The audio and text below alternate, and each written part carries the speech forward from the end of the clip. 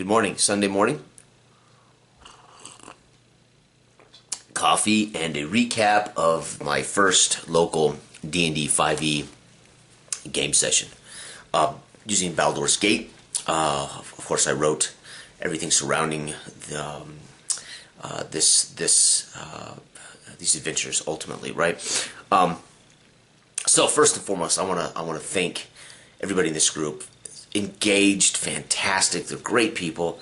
They want to play. They're having fun, and it was wonderful. And again, I appreciate them doing this the old way, right? No, again, we didn't go old school, but we went old school. We went old school in the sense that we used scrap paper and we used dice if we needed to represent tactical stuff. We did a lot of the things that you would just do back in the day, theater of the mind. But when you needed to get a little visual cues, you just used whatever was hanging around on the table, right? Or you scratched it out on a piece of paper.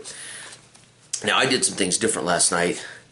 I used a deck of cards initiative system, right? It's kind of like Savage Worlds, but I tweaked it a bit for 5e. And if they had an initiative bonus, they got 3 cards, and then they could keep those cards in their hand, and then on every turn play the one they wanted to. So it kind of gave them a tactical. They could look at their. If you had an initiative bonus of 4, for instance, like Cedric, he was dealt 4 cards, and then he could choose in what order he wanted to lay those cards out. However, he didn't know the cards that would be dealt every round to the NPCs or to the monsters that would be fighting them. So it was very cool. I also tweaked it that if they did not have a heart, they could not heal on that turn. So if they needed to heal or something, they had to have a heart card, or they had to draw a heart card and play that as their initiative card. So if they had a heart but it was a 2, they would have to be dead last in that round for the most part to heal if they wanted to. So they had a tactical choice to play a heart if they had it in their hand. So I liked it a lot. I don't know how much they did, of course. I tried to do this rules as written, but that doesn't mean I didn't add some rules. I changed the initiative, so that's not rules as written. I liked my setup. It was visual. It also didn't, because we dealt out the cards, they didn't necessarily, so I did 2 things. For every battle, I laid down the card of the enemy, and then I would deal out their initiative card and laid it on top of that card so they could see the initiative of all their enemies in the combat, but they didn't necessarily know what was under that card, so they didn't necessarily know who was going. I mean, unless they were just paying close attention. I mean, it wasn't like I was trying to hide it, so to speak. That was different. And I used enemy cards, Alto's card, right, Grimp's card, and bad guy A, B, C, D, E, F, right? And so I made sure that in every potential combat, I had A, B, C, D, A skeletons, B, whatever, right? And then these were laid out in front of them in kind of the pattern in which they were fighting. Then I would deal out these initiative cards and we'd play them right off the table. And I thought it worked great. I stole the combat escalation dice mechanic from 13th Age. So I really like that. I think that's freaking amazing. I think it's the best combat mechanic I've seen for a Die 20 game in ever. Now again, it's better for 13th Age because 13th Age, every single monster has what it'll do on those particular die correlations.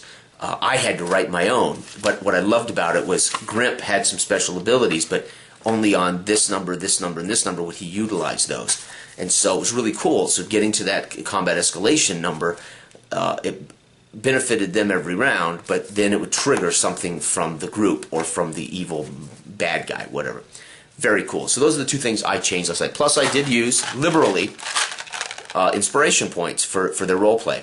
If they role-played, if they followed their character's motives, flaws, bonds, personality, if they did something amazing, I would throw them one of these. And they ended up, I think everybody ended up using, at one point I think 2 of the players had at least 3 of these babies piled up by the time they got to the final battle. And they used them liberally, and they should have, and it was fantastic. So what the combat escalation die did was it just increases the amount of hits that you get, therefore the amount of damage you do, so it kind of increases the damage that can be dealt out quickly or how quickly they dispatch. So what it really does, in my opinion, is speeds up combat, especially in D&D 5e. Now, in a game like 13th Age, some of the beasties have a lot of hit points, so that combat escalation number and all the hits need to pile up because you've got to deal with monsters that can take a beating. So that's what I did different. I also use so there was missions they could have done that would have had spells. I also have spell cards. So let's say this evil villain casts hold person on a player at the party. I would hand them that card and say, you got to make that save every turn, and they'd have to keep that in front of them on top of their initiative card. And every turn they want to try to break that hold person spell, they would have to roll. And once they finally broke it, they would give me this card back. So this is just a way too that they remember, oh yeah, right, I'm entangled. I don't have to do a lot of scribbling on notes. I usually scribble in a notebook or on loosely paper. I wanted to make it a little more visual. This was 5 people, but still old school basically, right? So there you have it. That's kind of what I did differently. That's a summation of that. Now, to the recap.